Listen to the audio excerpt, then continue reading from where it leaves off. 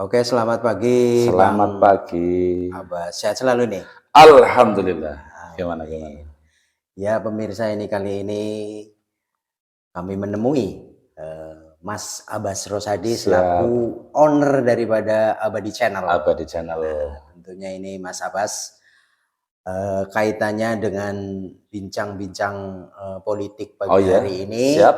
Tentunya barangkali ada gagasan atau pemikiran dari Mas Abbas yang akan kami tanyakan terkait pertemuannya Mbak Puan Maharani Mbak dengan Puan.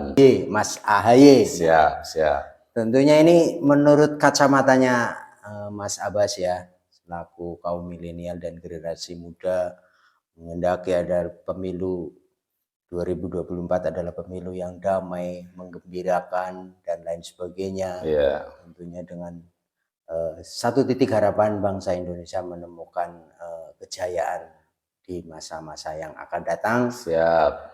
Dan sesuai data nih Mas Abbas bahwa pemilu 2024 ini kan kaum milenial ya, kaum milenial ini menjadi jumlah pemilih yang paling terbanyak. Iya. Nah, satu pertanyaan Bang, apakah mungkin gagasan dari Mbak Puan untuk bertemu dengan Mas AHY ini adalah satu kerangka sama-sama beliau ini sebagai kaum milenial untuk memberikan warna dalam pemilu 2024 ini.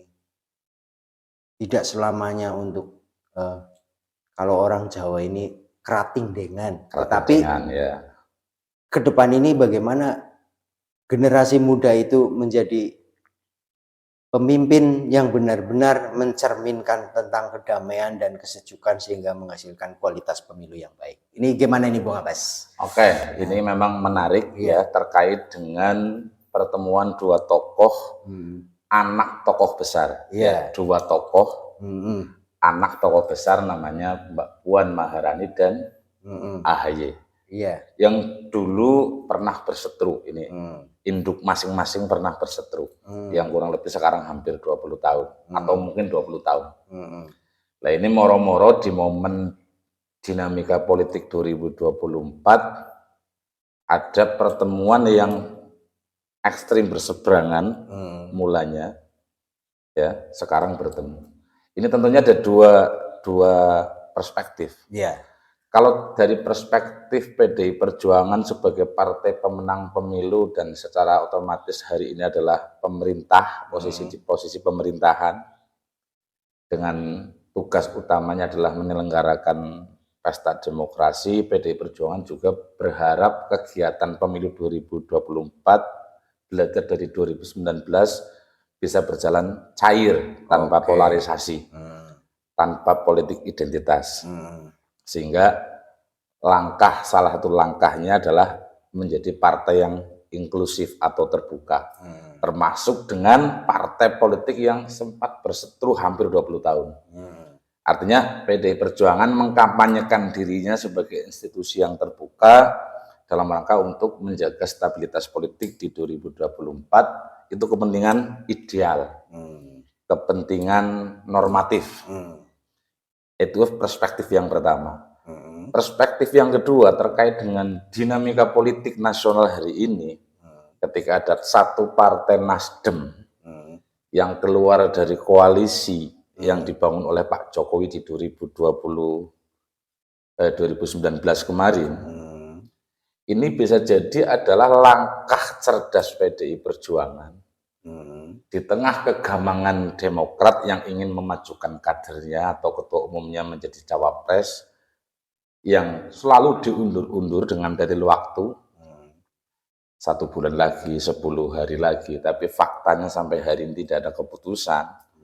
Dan di antara 3 partai koalisi ini ada Nasdem, ada Demokrat, ada PKS, sepakat semuanya menyerahkan kepada Anies. Dan Anies Baswedan sampai hari ini belum bisa mengambil keputusan politik. Dan momen itu bisa dimanfaatkan oleh AHY untuk menekan Anies. Kalau Anies nggak bisa ambil keputusan, saya akan gabung dengan PDI. Tidak harus Wapres. Bisa jadi nanti bisa posisi-posisi yang lain, tidak harus wapres. Atau mungkin wapres pun akan lebih ideal, akan selesai, pemilu akan selesai ketika Ganjar didampingkan dengan AHY. Artinya ini menjadi satu paket yang efektif. Cuman ini akan resiko oleh PDI Perjuangan, resikonya di 2029, karena sama halnya dengan memelihara macan yang suatu saat bisa menerkam. Ini perspektif politis terkait dengan dinamika politik saat ini. Tapi bahwa semuanya diuntungkan, pertemuan Mbak Puan dengan Mas AHY semua diuntungkan. Mbak Puan diuntungkan dengan PDI menjadi partai inklusif. PDI partai terbesar tapi mau legowo ketemu dengan semua partai termasuk yang rivalitas selama 20 tahun. AHY juga akan diuntungkan secara politis. Satu, dia bisa menekan lah bahasa saya, untuk menekan, mempressure Anies segera mengumumkan pengumuman dan muncul nama cawapresnya adalah AHY. Kalau besok muncul nama cawapresnya bukan AHY, maka otomatis AHY atau Demokrat berpeluang masuk ke Ganjar. Di sisi lain, kasus internal yang kemudian dibahasakan dengan kudeta Pak Muldoko itu menjadi dapat keuntungan Demokrat ketika ada pertemuan dengan Mbak Puan. Artinya legalitas atau legitimasi dari PDI Perjuangan mengakui kepemimpinan Pak AHY. Artinya ada dua keuntungan besar jangka pendek yang diperoleh oleh Demokrat. Satu, bisa untuk pressure Pak Anies. Yang kedua, dapat legalitas atau legitimasi dari PDI Perjuangan sebagai partai pemerintah, partai pemenang pemilu. Yang di sisi lain lagi ada sengketa di peninjauan kembali dengan Pak Muldoko. Nah, PDI Perjuangan juga punya dua keuntungan. Yang pertama tadi, partai inklusif. Yang kedua, PDI Perjuangan lewat Mbak Puan ini akan mendapat keuntungan menghukum Nasdem. Tadi awal saya nyampaikan Nasdem. Nasdem itu koalisi dengan Pak Jokowi 2019, tapi belum selesai. Beliau deklarasikan Anies yang bukan dari kesepakatan koalisi awal. Dengan dalil ini kan momentum berbeda, ini 2024, yang lalu 2019.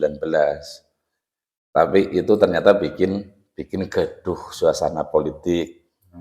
Meskipun masih banyak hari, banyak bulan untuk sampai ke Pilpres, mau tidak mau hari ini dinamika Pilpres jadi semakin cepat panas.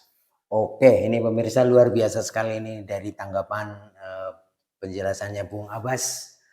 Artinya tadi ada kepentingan-kepentingan, mungkin kepentingan itu ada salah satu keuntungan yang bisa dinikmati oleh semua Demokrat. Diuntungkan. Juga diuntungkan. Mbak Puan juga selaku PDI ketua PDI Perjuangan juga sangat diuntungkan di dalam pertemuan ini ya, Bang. Iya. Nah, selanjutnya Bang, ini kan keduanya ini sama-sama putra atau putri dari Bu Mega ya, presiden ke-5, kemudian Pak SBY ini ya juga presiden yang ke-6. Nah, ini dua tokoh putra putri presiden ini bertemu di dalam menyatukan visi dan misi gagasan ke depan agar pemilu ini mungkin bisa menjadi suatu jalan terobosan yang damai sehingga pemilu ke depan itu menjadi terobosan pemilu yang gembira. Pertanyaan saya nih Bang Abbas, tikungan-tikungan politik yang dilakukan oleh Mbak Puan dalam membangun kerangka konsolidasi ke depan, menurut Bung Abbas selain tadi yang diceritakan ini, apa yang paling untuk mungkin memukul Nasdem, istimewa? Memukul Nasdem ya. Bikin pelajaran kepada Nasdem. Karena Nasdem dalam tanda kutip tidak konsisten menjalankan koalisi. Salah satunya Bang, bukti bahwa Nasdem tidak konsisten ketika memunculkan figur Anies adalah antitesa Jokowi. Itu bagian dari dalam tanda kutip pengkhianatan koalisi kalau bahasa saya. Artinya dalam bahasa yang sederhana ini berdiri dua kaki. Bukan dua kaki, tapi keluar dengan tadinya keluarga terus menjelek-jelekan. Antitesa kira-kira begitu loh. Antitesa itu kan artinya bertolak belakang dengan. Padahal di sisi lain Nasdem selama 2 periode bersama Pak Jokowi, ikut kerja di dalamnya, ada kabinetnya. Seperti itu ya Bang ya. Tapi ketika deklarasi Anies, munculkan bahwa Anies adalah sosok antitesa dari Pak Jokowi. Nah ini kan tidak beretika secara politik. Satu. Nah ketika kemudian PDI Perjuangan di tengah kegalauan AHY dengan Demokratnya yang dijanjikan akan diumumkan segera, sampai sekarang tidak ada pengumuman cawapres. Di sisi lain Demokrat garis organisasinya jelas memutuskan AHY adalah cawapres. Nah, momen ini menjadi momen yang saling menguntungkan. Tadi yang awal saya sampaikan, PDI juga diuntungkan karena beliau akan dipersepsikan sebagai partai inklusif, dan Pak AHY juga nanti bisa untuk belok arah menuju gerbong koalisi PDI Perjuangan, P3 dan Perindo. Itu mungkin sekali. Apalagi Pak SBY juga sangat merestui pertemuan antara AHY dengan Puan Maharani. Pertimbangannya menurut saya sederhana. Di balik hati kecilnya Pak SBY, dulu dia pernah punya dosa politik dengan Bu Mega. Satu itu mungkin. Dosa politik yang publik menilai Pak SBY melakukan pengkhianatan ya. Di depan Bu Mega nggak nyalon, ternyata di belakang mempersiapkan pasukan untuk bertempur. Nah itu kan bagian dari dosa politik bagi SBY. Artinya bertempur dalam pemilihan pilpres. Ya, dalam pilpres 2004 waktu itu. Nah artinya setelah 20 tahun sudah sama-sama sepuh, sudah tidak terlalu ambisi tertentu. Bisa jadi ketika Pak SBY kemarin merestui AHY ketemu Mbak Puan, ya merestui pertemuan AHY dengan Puan, mungkin dalam hati kecilnya selain kepentingan untuk pressure Anies, juga Pak SBY bisa ada rekonsiliasi dengan Bu Mega. Toh misalnya besok AHY tidak menjadi cawapresnya Ganjar, tapi ada kerjasama di ruang-ruang lain, kan bisa jadi. Mungkin ini akan terwujud, dan jika ini terwujud, maka pemilu dianggap selesai. Artinya banyak analisa kalau dua kekuatan ini bersatu, ya pemilu selesai. Pak Prabowo, mohon maaf untuk yang ketiga kalinya, kesempatannya semakin kecil. Oh, seperti itu ya Bang. Ya, kesempatannya semakin kecil. Kesempatan dalam itu dianalisa seperti itu ya Bang, di 2024. Ini sih dinamik politik itu dinamis dan sangat mungkin berkembang. Tapi bahwa pertemuan AHY dan Puan ini juga inspirasinya tetap Pak Jokowi. Ketika dulu Pak Jokowi 2019 bertempur sengit dengan Pak Prabowo, tapi masuk ke kabinetnya Pak Prabowo, menjadi kabinetnya Pak Jokowi. Itu kan sudah udah mulai ada gaya-gaya politik yang tadinya berseberangan, tidak ada kawan, tidak ada lawan abadi, yang ada kepentingan abadi, kepentingan yang abadi.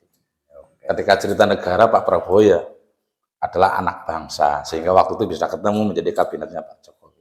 Nah ini Mbak Puan, Mas AHY juga semua anak bangsa. Ini luar biasa nih Bang ya. Artinya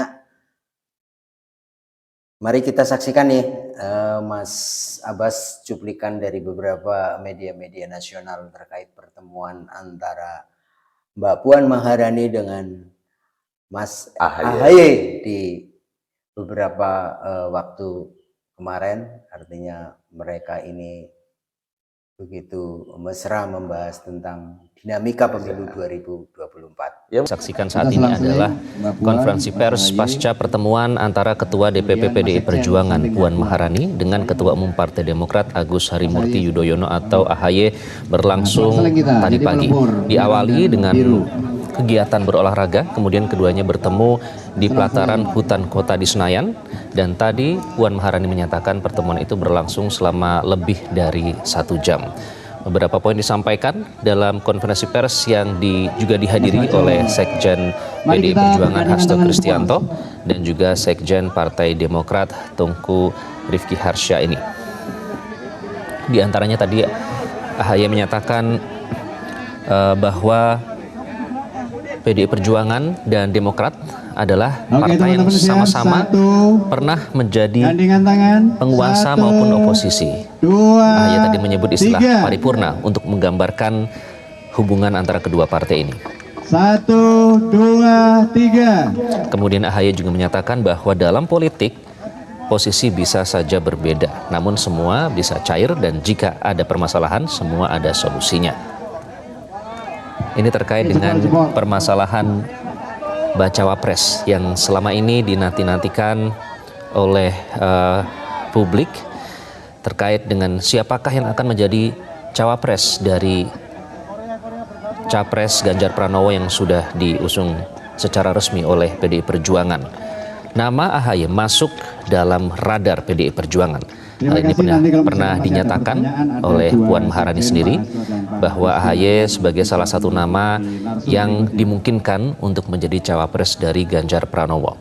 Kemudian ditegaskan lagi oleh Sekjen PDIP Hasto Kristianto pada saat itu menyatakan bahwa PDIP menyadari bahwa Demokrat dengan Ketua Umum AHY sudah jelas tergabung dalam koalisi perubahan yang mengusung Capres Anies Baswedan. Namun Hasto berkilah bahwa ini adalah sebagai sebuah merangkul semua elemen politik yang ada jelang pemilu 2024. Dan pemirsa, lagi-lagi politik rekonsiliasi ini kembali disebutkan oleh keduanya, baik oleh Ketua DPP PDI Perjuangan Puan Maharani maupun Ketua Umum Partai Demokrat Agus Harimurti Yudhoyono. Ya, tadi sudah menyaksikan ini Bung Abbas. Siap. Terkait tadi pertemuan antara Mbak Puan Maharani dengan Mas AHY yang tadi kita saksikan di cuplikan berita nasional ya. Tentunya gambaran ketegasan seorang Puan Maharani dan ketegasan AHY di dalam membangun kerangka silaturahmi kebangsaan ya. Iya. Yang dicetuskan oleh Mbak Puan bahwa Mas AHY ini salah satu masuk nominasi sebagai cawapres daripada Ganjar Pranowo. Ganjar Pranowo. Tentunya tanggapannya seperti apa nih? Sangat mungkin. Mungkin ya. Mungkin sekali. Kemungkinannya seperti apa nih Bang Abbas? Karena satu, memang di antara banyak cawapres yang muncul di berbagai lembaga survei, AHY memang tinggi untuk posisi cawapres, tinggi, elektabilitasnya tinggi. Sehingga ketika PDI dengan Mas Ganjarnya kemudian disandingkan dengan AHY, ini menjadi figur yang menarik sebenarnya. Cuman di 2029 ini yang PDI kayaknya tidak terlalu ingin beresiko. Tidak ingin beresiko, nantinya ini akan menjadi macan yang menerkam temannya gitu. Itu kemungkinan kecilnya di situ yang analisanya kemudian ya. Analisa Bang Abbas seperti itu. Iya, nggak mungkin bisa terwujud. Paling tidak kerjasama di segmen-segmen yang lain atau ruang-ruang yang lain, dan dalam kepentingan terdekat setidaknya besok ketika tetap ada 3 calon, kemudian harus ada tarung 2 calon, gerbong Demokrat bisa kerjasama dengan gerbong PDI di putaran kedua. Ada kepentingan jangka pendek yang akan apa istilahnya? Ini misal Anies tetap nyalon ya, ketika ternyata besok Demokrat sama Pak Jokowi dapat menteri yang lagi kosong nih, Menteri Informasi yang Johnny Plat. Oh ya. Komunikasi apa ya? Kementerian Menkominfo itu kan masih kosong sekarang oleh Pak Mahfud MD sebagai PLT. Ternyata kemarin bisik-bisik Mbak Puan dengan Mas AHY ditawari menteri. Ini masih ada 1 lagi kursi punya Nasdem, yaitu Menteri Lingkungan Hidup Siti Nurbaya. Ada setahun lah sampai 2024, menarik untuk ditawarkan ke Demokrat. Tapi itu kan kebijakannya Pak Presiden. Artinya nanti Mbak Puan bisik-bisik juga ke Pak Jokowi. Pak Jokowi, gimana tuh kalau Mas AHY jadikan Menteri Menkominfo misalnya ya. Terus atau Menteri Lingkungan Hidup. Ya itu kan bisa untuk mukul sekalian Nasdem. Ini kepentingan politik ya. Mukul dalam tanda kutip.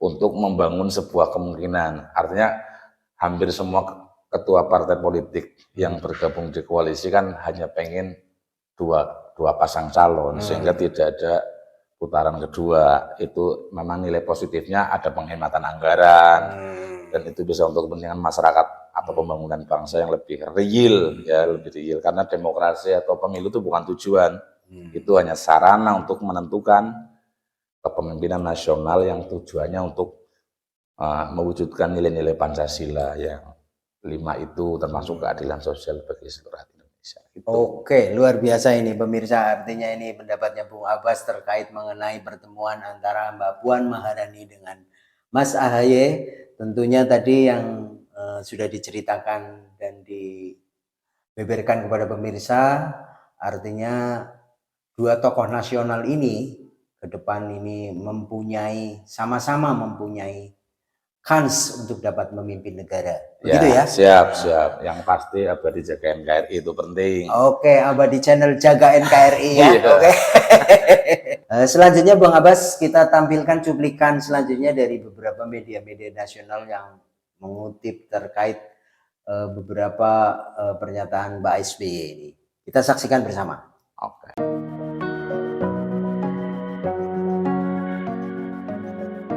Presiden ke-6 Republik Indonesia, Susilo Bambang Yudhoyono, mengaku bermimpi naik kereta bersama Presiden Joko Widodo dan Megawati Soekarnoputri.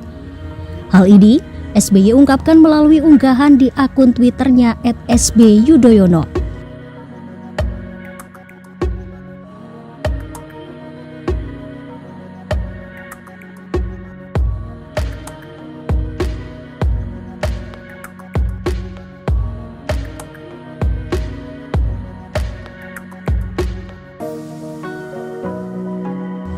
Dalam mimpinya, SBY mengatakan bahwa ketiga presiden itu telah ditunggu oleh Presiden ke-8 Republik Indonesia.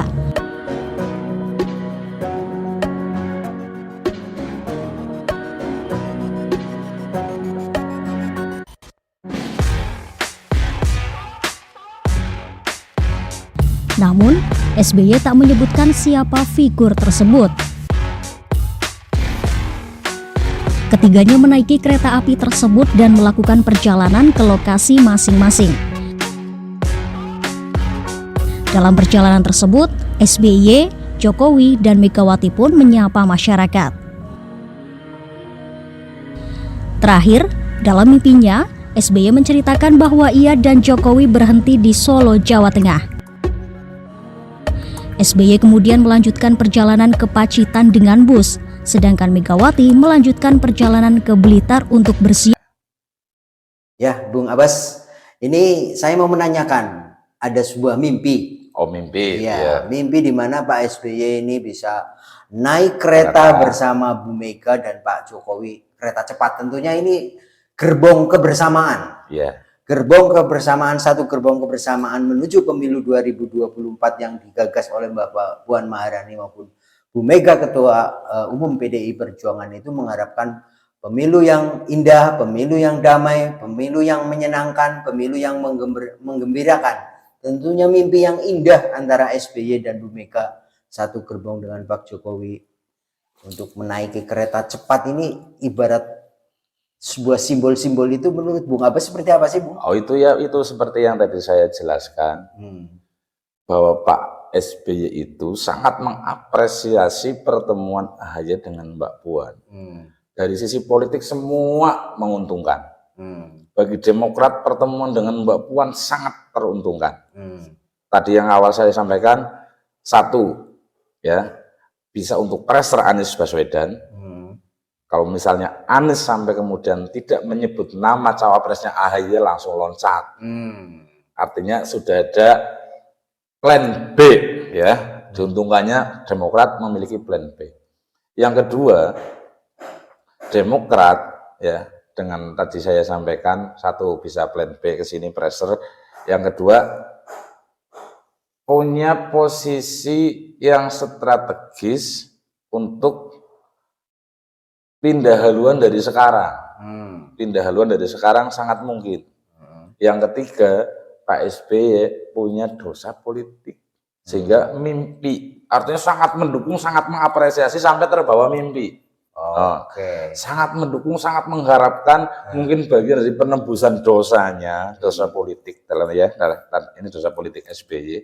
Beliau menyadari pernah menyakiti hati Bu Mega dan mudah-mudahan berharap dengan tahun ini momen politik 2024 bisa menjadi penebusan atau rekonsiliasi itu tadi. Mungkin Demokrat nanti akan dapat keuntungan lebih di sisi lain. Tadi strategis secara politis kekinian atau terdekat. Yang kedua, Pak SBY merasa bisa mengobati rasa bersalahnya terhadap Bu Mega. Sehingga sampai ke bawah mimpi. Naik kereta bareng sama Pak Jokowi sama Bu Mega. Seperti itu yang saya tangkap. Karena sebelum Mas AHY ketemu Mbak Puan, itu juga Pak SBY bikin statement sangat mendukung pertemuan itu. Luar biasa ini ya, Mas. Ya, jadi analisa saya itu mimpi sekaligus penebusan dosa politik. Oke, ini pemirsa sangat luar biasa. Tadi statementnya Bung Abbas cukup memberikan warna bahwa harapan di titik pemilu 2024, gambaran-gambarannya dari Bung Abbas seperti itu, tentunya dari kedua tokoh ini bisa memberikan pondasi terhadap. Ya, artinya sangat mungkin besok Demokrat gabung PDI. Oke. Ini sangat dimungkinkan ya. Sangat dimungkinkan. Ketika sekarang Anies nggak bisa ngambil keputusan, bisa langsung nyebrang. Bisa langsung nyebrang. Dan Nasdem akan ditinggal. PKS nanti akan lari ke Gerindra. Nasdem nanti nggak punya ruang. Seperti itu ya Bung Abbas. Kemungkinan terbesar itu. Analisanya Bung Abbas seperti itu ya. Iya, Bang Surya Paloh akan meradang. Ini Bung Abbas, ada mungkin catatan yang terakhir dari beberapa pemberitaan-pemberitaan di nasional.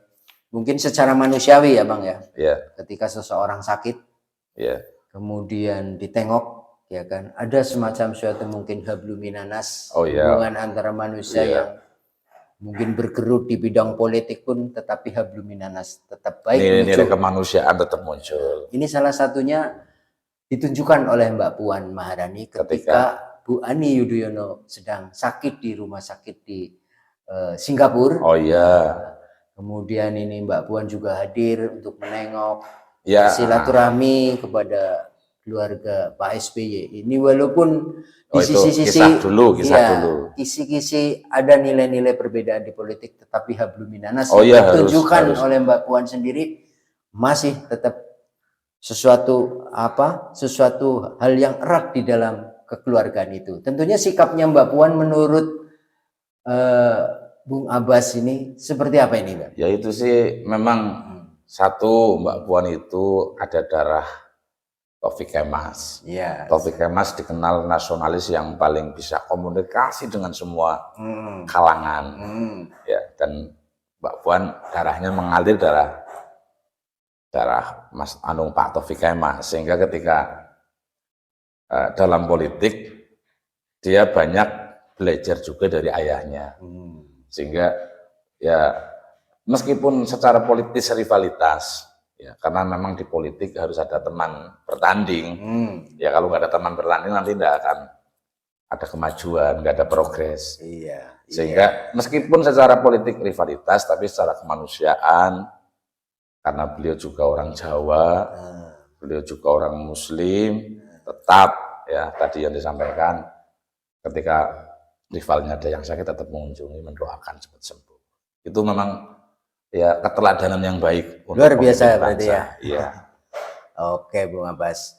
Ya pemirsa, tadi dari awal hingga akhir bincang-bincang sekilas dengan Bung Abbas selaku pemilik channel Abadi Channel. Siap. Juga beliau ini salah satu pengamat politik ya di wilayah Kabupaten Cilacap, yang backgroundnya mungkin pemirsa dari sebagian mungkin sudah mengenal beliau.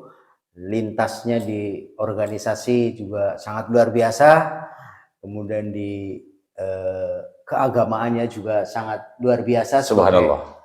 Pengurus Nahdlatul Ulama di tingkat ranting. Tentunya ini pengalaman-pengalaman beliau di bidang politik juga di Kabupaten Cilacap juga sangat luar biasa. Mudah-mudahan dari bincang-bincang podcast pagi hari ini dapat bermanfaat bagi masyarakat khususnya di Indonesia dan khususnya di wilayah Kabupaten Cilacap. Salam NKRI. Harga mati. Harga mati. Merdeka. Merdeka.